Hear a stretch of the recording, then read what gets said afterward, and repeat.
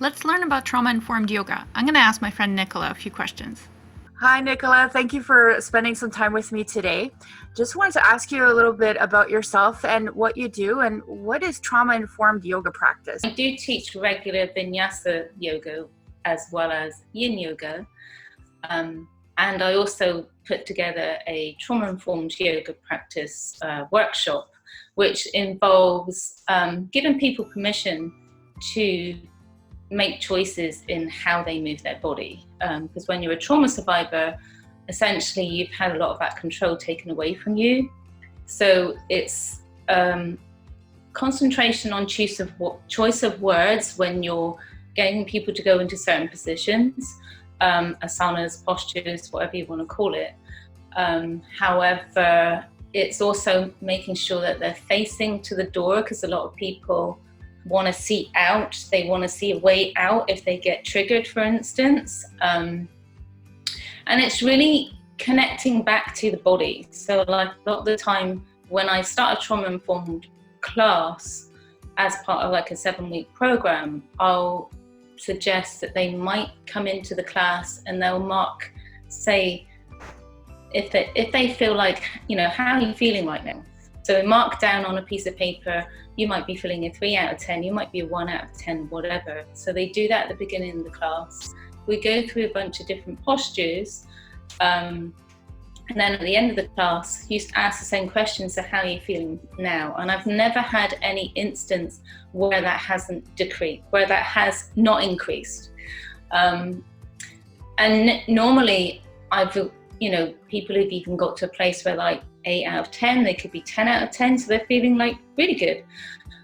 So it's really connecting back with the body. And I found, even for myself, because I obviously had a lot of trapped energy that was held within my body in the psoas, which is basically all around the hips, the back of the spine, and it can also work right up to the top of the spine. I have severe arthritis in both of my hips. However, from keep moving and feel so very much more peaceful. And I think personally is what yoga gives to me, or at least the asanas, which is just one limb of the 8 limbs of yoga, is that I feel within my body. Once I start using that breath, and it's like people say, if you're breathing, you're doing yoga. But when they say breathing, it's not shallow breath like you get when you get anxiety in your chest or wherever it sits in your body for you. It's actually breathing deeply so that you're moving your body with the pace of your breath. And that's where personally I found a lot of healing, or a lot more movement in my body to feel freer, peaceful, content, relaxed, all those lovely feelings that bring you into this present moment, I guess. That's wonderful, Nicola, especially the part, about having pains in the body being released. And a lot of trauma survivors do experience a lot of physical pain, a lot of fibromyalgia in the community. What kind of courses are you offering now? Are you on Zoom doing online courses? Yes, I am. I have been doing my classes through YouTube just to... because essentially I was doing between 8 and 12 classes a week. And right now I'm probably only doing about 3. One that is for a company in the area that I live in. But essentially I was feeling that big gap. It was almost like a grief. And I thought, well, you know what? I need to do something.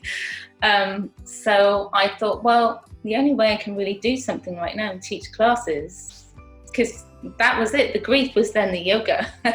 Right. So a kind of trauma, right? So I thought, well, the only way that I can keep doing something is to teach online. And I thought, well, yeah, I'm doing it for free, whatever, but at least I'm trying to connect with my community and my regular participants, because I've emailed them the link and what have you. But at least, and the feedback that I get, people are like, oh yeah, I feel so much better now. I tried this, and even if I've done a little mini skit of say 15 minutes for the shoulders, because so many people are holding tension right now for the shoulder. People have said, I didn't have time to do the hour, however I had time to do the 15-minute one, and I feel so much better. And it's well, That's why I keep doing this stuff.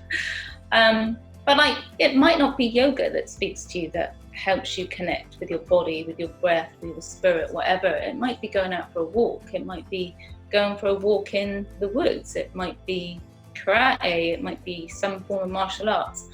But it's connecting that balance with the body, the mind, and the spirit, essentially. And that's where we find that higher level of being. Thank you, Nicola. What is your YouTube channel name? It is Nicola Yoga. Okay. Awesome. But yeah, I can send you the link if you need it. Sounds good. I'll post it on the video. And what's one thing that you want people to know about yoga? I guess essentially for me, it's going back to the pain that I receive in my body. And I know, like, if I wake up and I've got sore shoulders here, or my jaw's tight, I know I've been clamping overnight. Mm-hmm. I know that if I move, even if it's like for 10, 15 minutes, I can get rid of that pain just by keep moving. I know what movements I need to do to release my body. So for me, if I'm sharing this with people, it's like, you don't have to be in pain. You can release it. It can go, and I am proof of that. Because I mean, honestly, my hips were in so much pain all those years ago. I don't have any, even throughout the winter now. So for me, it's that release. It's getting rid of that trapped energy that we store within our body. That's awesome, Nicola. Thank you so much for being here today. Thank you. Bye. Bye-bye.